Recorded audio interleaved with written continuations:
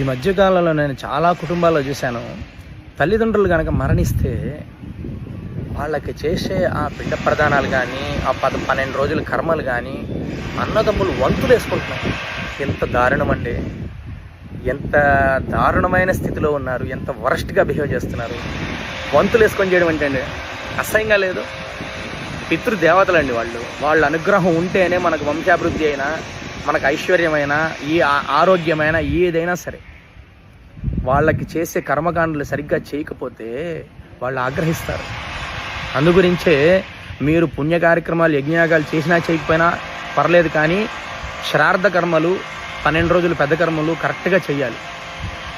వంతులు వేసుకోకండి. ఎందుకంటే ఆత్మరూపంలో చూసి ఘోషిస్తుంది ఆత్మ, ఇటువంటి సంతానాన్న నేను కనింది అని, ఇటువంటి సంతానాన్న నేను కనింది అని. అలా చేయకండి దయచేసి. చక్కగా శ్రాద్ధ కర్మ